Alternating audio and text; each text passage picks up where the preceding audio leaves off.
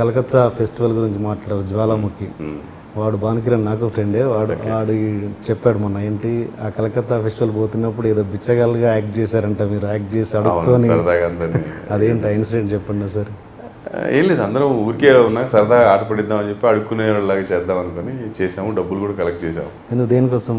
సరదాగా time pass చేసాం అంతే. అసలు నమ్ముతారా లేదా జనాలు యాక్టింగ్ అని చెప్పేసి. అయితే దాన్ని ఊరికే వదిలేదు, నా మైండ్లో ఎక్కడో ఉండిపోయింది అది. నేను జీ తెలుగు కోసం థ్రిల్ అని ఒక షో డైరెక్ట్ చేశాను యాక్టర్లు అందరితో. ఆ షోలో ఒక సెగ్మెంట్ కింద ఇది పెడితే టాప్ రేటింగ్ అదే వచ్చింది. మన ఫేమస్ యాక్టర్స్ అందరూ గెటప్స్ వేసుకుని మెయిన్ రోడ్ల మీద సెంటర్స్ లో. అది చాలా బాగా వచ్చింది ఇన్సిడెంట్.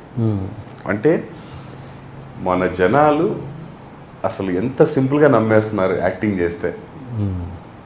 నాకు తెలిసి మనం చూస్తున్న రోడ్ల మీద ఇప్పుడున్న బిచ్చగాళ్ళల్లో ఒక 70-80% నాటకాలే ఉంటాయి.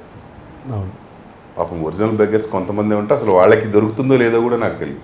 కరెక్ట్. దీన్నే ప్రొఫెషనల్గా ఎంచుకొని చేస్తున్న వాళ్ళు చాలా మంది ఉన్నారు. ₹2 బారానా ఎంత వచ్చిందన్నాడు, అంత గుర్తులేదు, తనకి బాగా గుర్తుంటుంది మెమరీ. అది కాదుగా, మెమరీ పాయింట్ ఆఫ్ వ్యూకి వస్తే ప్రభాకర్కి విపరీతమైన మెమరీ అని అసలు ఏంటి ఉండేది. ఇప్పుడు లేదా? తగ్గిపోతుంది రాను, ఎందుకంటే వర్క్స్ ఎక్కువ అవుతూ బాధ్యతలు ఎక్కువ అవుతున్న కొద్దీ కొంచెం మెమరీ తగ్గిపోతుంది. ఏంటి దానికి సార్, దానికి కావాల్సిన ఎక్సర్సైజ్ ఏంటి చేసేది? మెమరీకి పర్టికులర్గా ఉన్న ఎక్సర్సైజ్ దేవుడిచ్చిన వరమే, అంతేనా?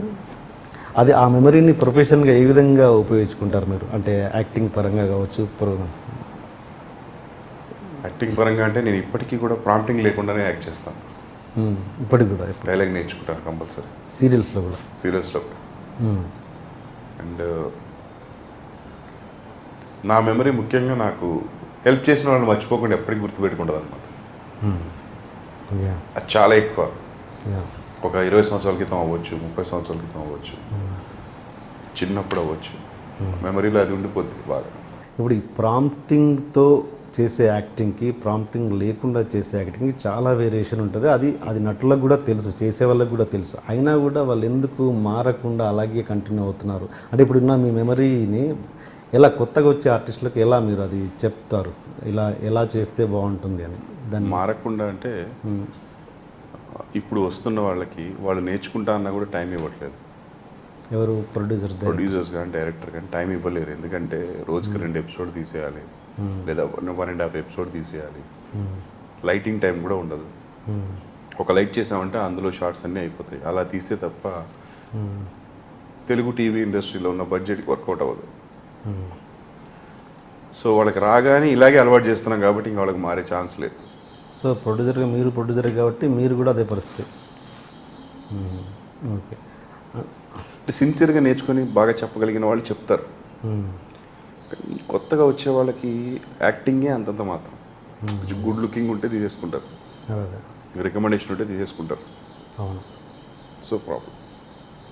ఓకే. ఈ మెమరీ బాగా ఉంది ప్రభాకర్కి అన్న విషయం గురించి ఏదన్నా ఒక సింగిల్ టేక్ డైలాగ్ ఏదన్నా చెప్తారేమో ఆ డ్రీమ్ ప్రేక్షకుల గురించి? అంటే ఇప్పుడు కాదు, ఎండ్లో చెప్దాం, చివరిలో చెప్దాం. గీతా ఆర్ట్స్లో ఒక మూవీ డైరెక్షన్ కమిట్ అయ్యాను. అంటే ఒక స్టోరీ నేరేట్ చేయడం జరిగింది 1.5 year బ్యాక్. సో బాగుంది, మీరు బాగా డైరెక్ట్ చేయగలరని చెప్పి శిరీష్ గారు వాళ్ళ డాడీని కల్పించడం, అరవింద్ గారిని కల్పించడం జరిగింది. ఆయన అడ్వాన్స్ ఇచ్చారు. కమిట్ అయ్యాము, వర్క్ చేసాము. స్టోరీ చేంజెస్ జరిగాయి చాలా. అండ్ ఇంకొక ఆ స్టోరీ పక్కన పెట్టి వేరే కథ మీద కూర్చున్నాము. అది మొత్తం వర్క్ ఫినిష్ అయిపోయింది.